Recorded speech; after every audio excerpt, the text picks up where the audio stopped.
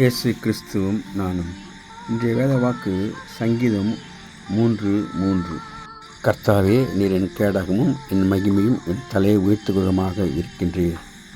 அன்பான சகோதர சகோதரிகளே, ஆண்டவர் நம்மை உயர்த்துகிறவராக, ஆசீர்வதிக்கிறவராக, கேடகமாக இருக்கின்றார். கர்த்தர் என் பலனும் என் கேடகமுமானவர் என்று சங்கீதக்காரன் சொல்கின்றார்.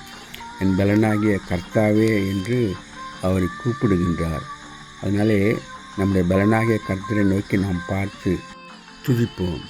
ஆராய்ந்து முடியாத பெரிய காரியங்களையும் எண்ணி முடியாத அதிசயங்களும் செய்கின்றவராக இருக்கிறார்.